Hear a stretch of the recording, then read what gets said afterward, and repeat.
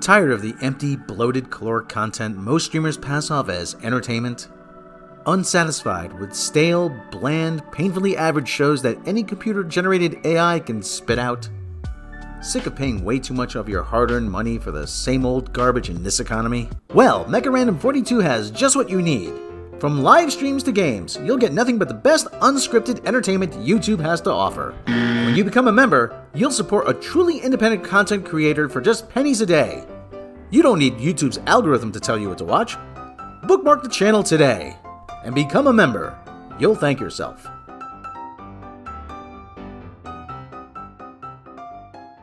Picard's ending makes Discovery Season 5's finale's job harder? For who? The people who keep rewriting canon constantly so that nobody pays attention to it?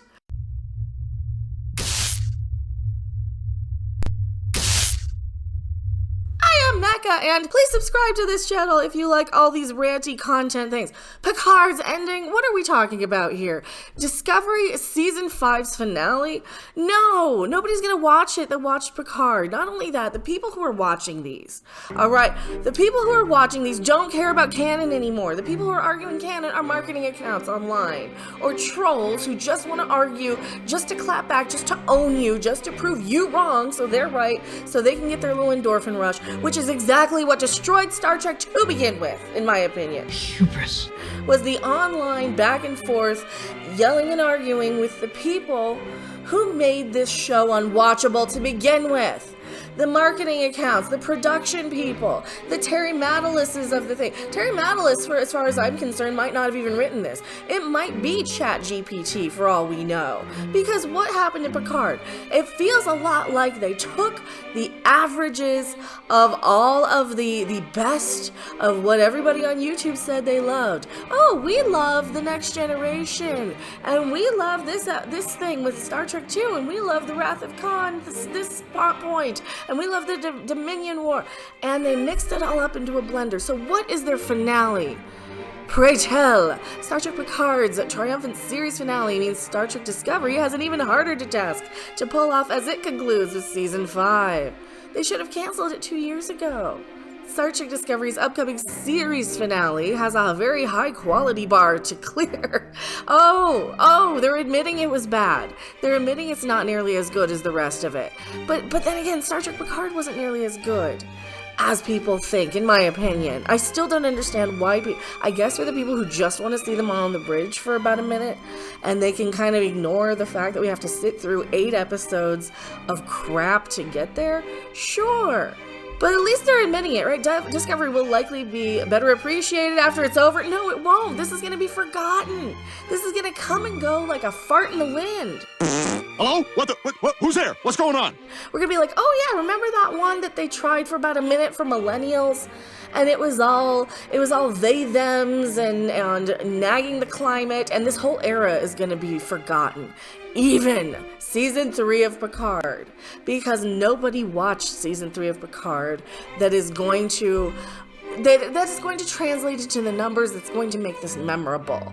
And I've been saying this for a very, very, very long time, that Star Trek, this modern day Star Trek, is the same as Return to Gilligan's Island, or Return to Green Acres, or Escape from Gilligan's Island, or the Brady Bunch reunion movie.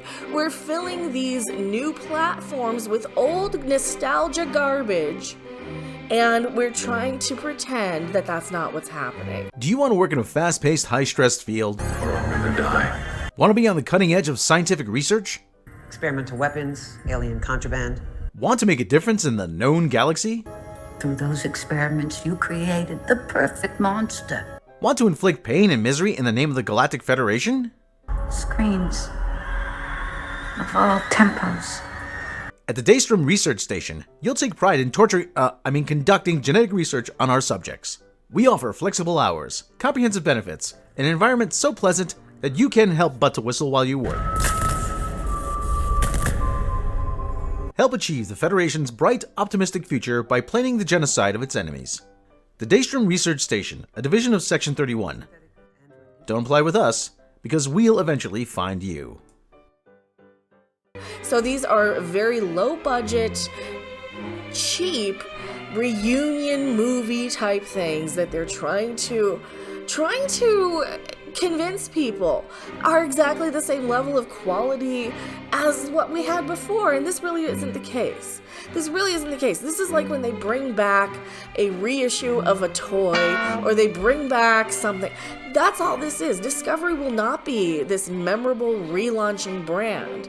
It's gonna be that thing that they tried until they had to bring in Picard, until they had to bring in Spock, I like science. until they just had to reboot it all together.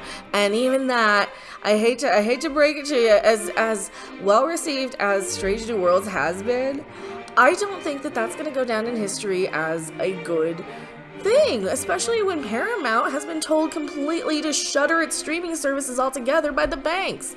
In the midst of these writers' strikes, in the midst of all of this, if these shows end up completely going away, right?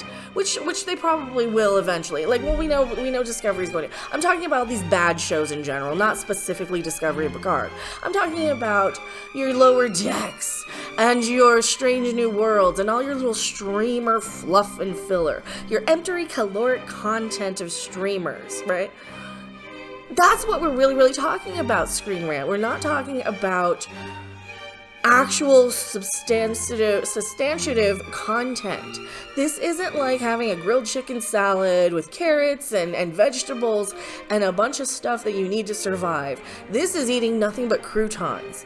This new Star Trek is eating nothing but croutons and Mountain Dew, and yeah, you can live off of it for a little bit, but you're gonna be starving yourself of actual nutrients. Star Trek Discovery has had a rocky history after some well-documented pre-production drama. Co-creator Brian Fuller left the series before a single episode even aired. Discovery Season 1 was largely met with negative reactions due to violent tone and radical reinventions of the Klingons. Yeah, and that's another thing that hurt it. And then they brought in Worf, looking like Worf. After we complained, and they said, oh, well, Kalis, he cut off his hair. And then the Star Trek experts, I'm like, Kalis did not cut off all of his hair, though. He cut off a lock of his hair. You guys don't even read your own lore and canon, and there's too many times during all of this new Star Trek where you're sitting there, wait a minute, what? Wait a minute, what? That's what it's called, Star Trek. Wait a minute, what? So no, none of these are going to have, like, whatever it is. If you want to go through and read this whole article and have them tear it down and say exactly pretty much, well, they're kissing the butt, but if you really want to, go ahead and read it. But I just had to rant about this on a Sunday morning. It is Mother's Day. Happy Mother's Day. I'm sorry for yelling about Star Trek so early, but I had to get this one out of my system. I'll see you guys later. Bye. Thanks for watching. If you liked it, make sure to hit that like button. And if you want to see more, don't forget to subscribe. See you in the next video. Bye! Damn.